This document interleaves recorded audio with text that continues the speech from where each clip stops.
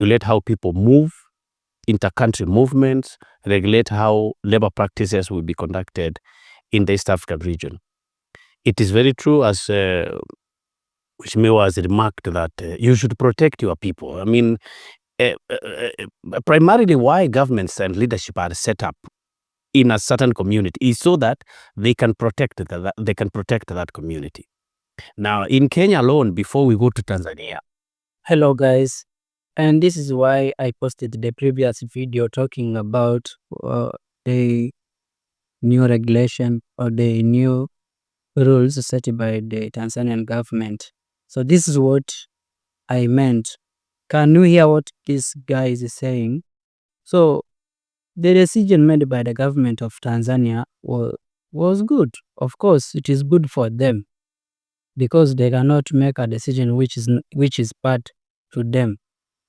Yeah, of course it is good to them, but that's why I posted that video, and that's why I asked those questions. That if you had that video that I posted last time previous, you can check in my videos down there. You will find that video talking how Tanzania banned 15 businesses from foreigners.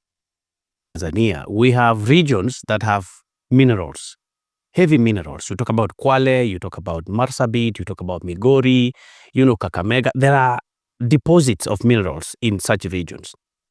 The law recognizes that you must protect the local people and give. So that's what I said previously.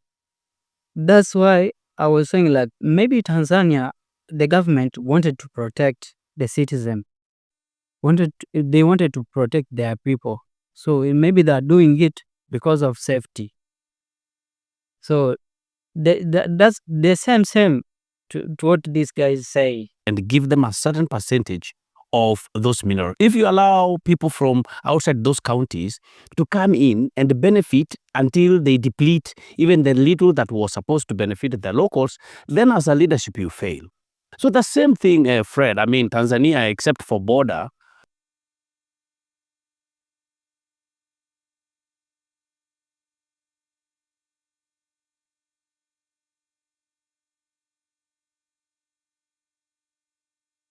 it's just really part of our neighbors. And, like Maasai, for example, come here, they, graze cows here. We graze cows in their boundary region. But how you are doing it as a country will either cement our relationship as a community of East Africa or will actually distance.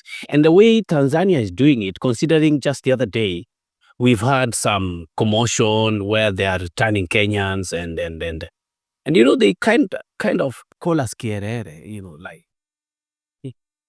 Na hapa ndio mbaya sana. Sijui kwa nini. I don't know why Tanzanian called the Kenyans Kiherehere. This kind of insult. So calling Kenyans Kiherehere, if it is the way they are, but you should address it in a good way, not like that. They are very, very, very clever. Kenyans, they know how to do business. So don't call them Kiherehere.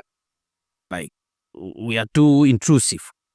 But we are not intrusive to annoy any country. It is who we are. That is how we express ourselves. That's how we move.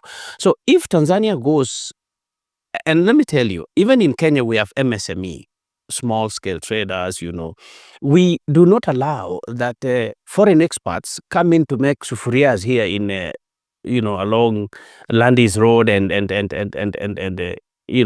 the Juakali artisans are making their sufurias. But at the same time, Fred, if trade is a movement of goods cannot be curtailed by a country. I mean, if you don't have ngwashe or sweet potatoes for that matter in Tanzania, we have to definitely transport them. And we've seen that we have a lot of oranges, fruits, watermelon and all that coming from Tanzania. And yet we still we also grow them here. So I think the manner in which. Of course, this is why it becomes this issue, this thing of East Africa community, or the commercial, the trading. It was within the agreement of those countries. which are in East Africa community. So this trade, this commerce strategy, or this the things which the government of Tanzania is trying to ban, the businesses or the type of businesses Tanzania is trying to ban, is within the agreement that was there in East Africa communities. So if it was there, they have to go back there to discuss on it.